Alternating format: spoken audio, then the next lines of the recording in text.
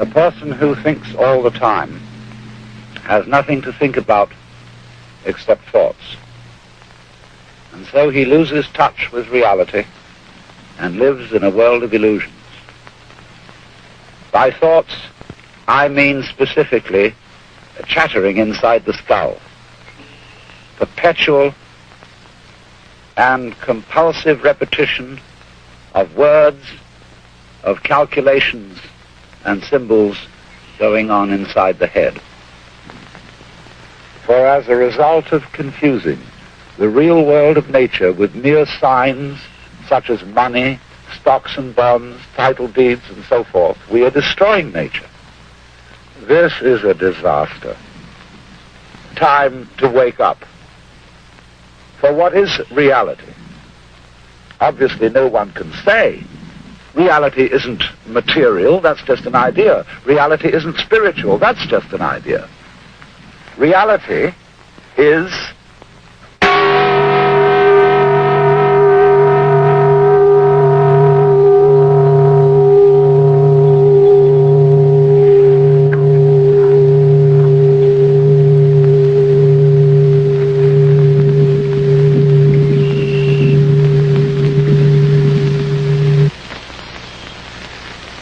You see, we all know what reality is, but we can't describe it.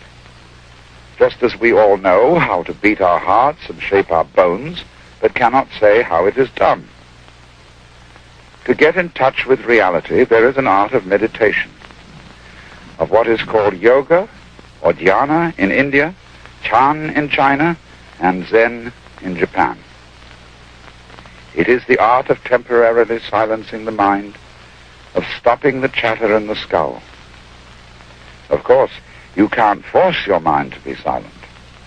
That would be like trying to smooth ripples in water with a flat iron.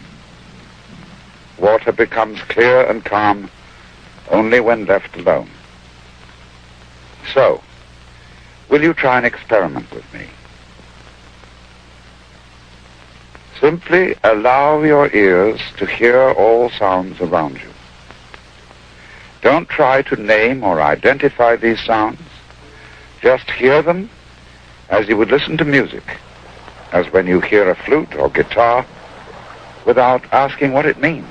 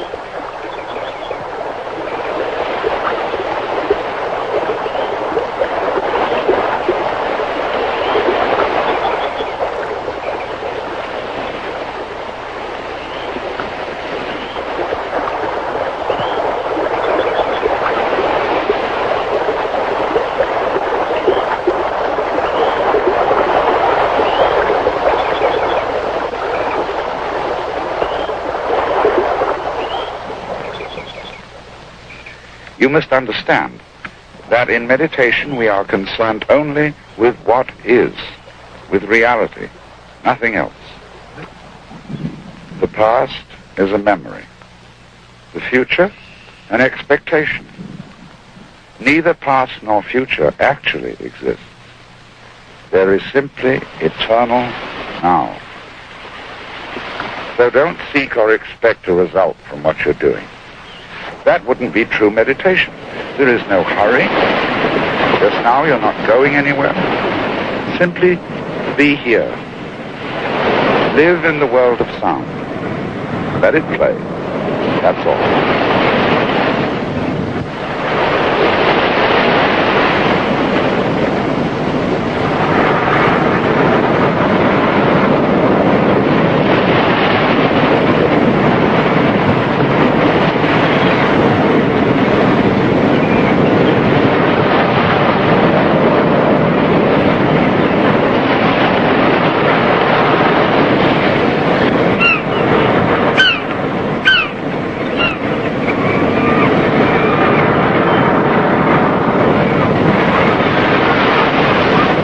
In the world of pure sound, can you actually hear anyone who is listening?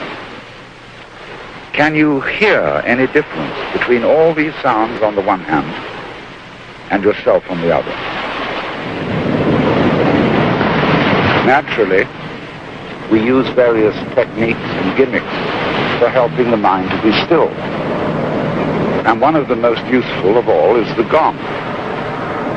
For it has a sound which is at once pleasant and compelling. And I want you to listen and watch what happens when the sound fades away.